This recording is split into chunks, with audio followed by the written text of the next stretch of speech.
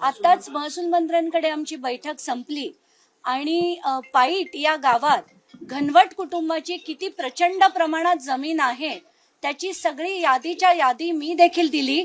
एवढंच नाही तर त्यांच्या अधिकाऱ्यांनी देखील घनवट कुटुंब म्हणजे पोपट घनवट, राजेंद्र घनवट, निळकंठ घनवट आणि त्या दोघांच्या पत्नी यांच्या नावावर प्रचंड प्रमाणात पाईट गावातच नाही तर इतर ठिकाणी किती जमीन आहे, कुठे कुठे जमीन आहे त्याच्यासाठी आता SIT ची मागणी मी देखील केली आणि ती काय काय स्कोप खाली बनवता येईल या सगळ्या गोष्टी आज डिस्कस झाल्या.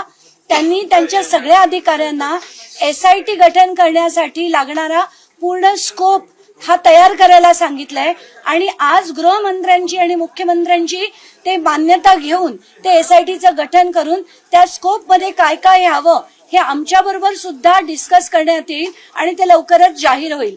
आताच्या घटकेला दुसरी महत्वाची जी मी त्यांच्याकडे मागणी केली की अनेक लोक जे आहेत ते आपापली जेव्हा घरं घेतात किंवा जमिनी घेतात आणि तेव्हा जर काही कारणास्तव तो ट्रान्झॅक्शन झालं नाही तर त्यांना त्यांचा भरलेली स्टॅम्प ड्युटी परत मिळण्यासाठी सुद्धा 16 ते 20% पैसे हे अधिकारी खातात आणि ती स्टॅम्प ड्युटी सुद्धा परत मिळायला प्रचंड वेळ लागतो.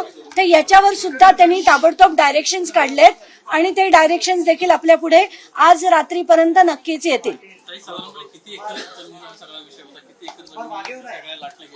आताच्या घटकेला फक्त पाईट गावामध्ये माझ्याकडे जी माहिती आहे ती पोपट घनवट यांच्या नावावर 56 हेक्टर आणि बाकीच्या कुटुंबाच्या नावावर देखील अफाट अशी जमीन आहे.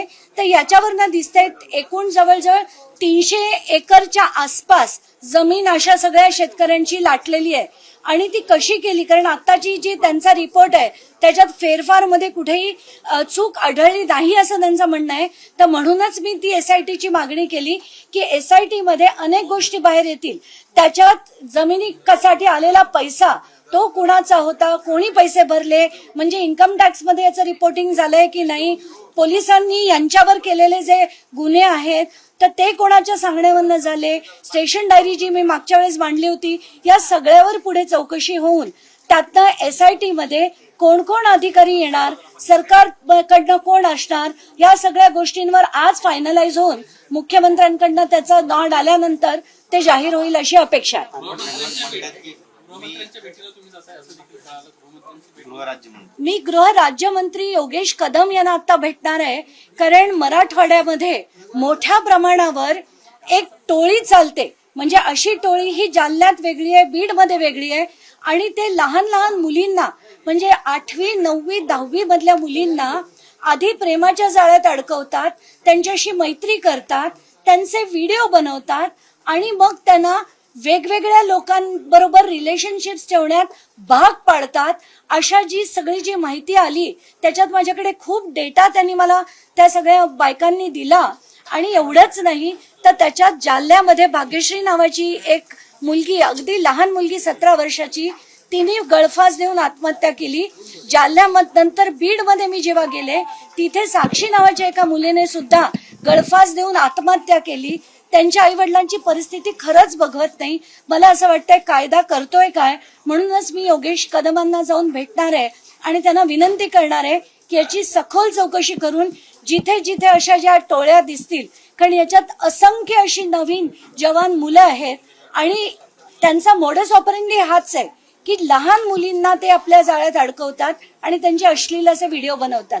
तर याच्यावर चौकशीसाठी मी त्यांच्याकडे मागणी करणार. तुम्ही नुकतंच एक ट्विट केलंय पुण्यातल्या लव्ह जिहाद संदर्भात आणि चित्रावाग यांना केलं लगावलंय, काय नाही, मला असं वाटतंय की कायदा जे करायचं ते करणं सोडून जर पोलिसांनी कारवाई करायची असते, कोर्टाने कारवाई करायची असते, पण आता सर्रास भाजपचे कार्यकर्ते जाऊन कोणाला मारतात काय, कोणाला ठोकतात काय, मंगेशकर हॉस्पिटलची जाऊन तोडफोड करतात काय आणि कायदे करणारी जी माणसं आहेत जसे चित्रा वाघ, त्यांनी तर खरं हे थांबवायला हवं होतं, कार्यकर्त्यांना ओरडायला हवं होतं.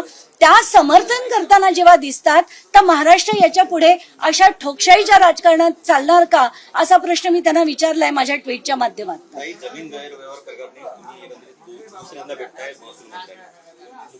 महसूल मंत्र्यांनी आश्वासित केलंय का की या एकंदरीतच शेतकऱ्यांना न्याय मिळेल असं? पूर्णपणे न्याय मिळालाच पाहिजे आणि त्याचसाठी कारण त्यांची बाजू पूर्ण ऐकून घ्यायला सगळे रेव्हेन्यू ऑफिशियल्स तिथे असायला पाहिजेत, पोलीस अधिकारी असायला पाहिजेत. म्हणूनच या SITची मागणी मी देखील केली आणि त्याला त्यांनी मान्यता देखील देण्याचा प्रोसेस आता सुरू केलाय. स्कोप ठरवणार आहेत, अधिकारी ठरवणार आहेत, मुख्यमंत्र्यांची त्याच्यावर सँक्शन घेऊन ते अनाऊन्स करणार. खेड राजगुरूमध्ये अजूनही आणखी बरीच प्रकरणं जी जमीन खेड राजगुरू नगरच नाही, या व्यतिरिक्त अनेक ठिकाणून मला चाकणहून काय किती ठिकाणून मेल झाले ते देखील मी आज त्यांना दाखवले. म्हणून मराठवाडा, विदर्भ म्हणजे पूर्ण महाराष्ट्रात या घनवट कुटुंबांनी किती जमीन घेतली याची सगळ्याची चौकशी होणार आहे. धन्यवाद. देश विदेशातील प्रत्येक घडामोडींचे लाईव्ह अपडेट मिळवण्यासाठी आता साम टीव्हीच्या सर्व सोशल मीडिया प्लॅटफॉर्मला लाईक, फॉलो आणि सबस्क्राईब करा. तसंच सर्व नोटिफिकेशनसाठी बेल आयकॉन प्रेस करायला विसरू नका.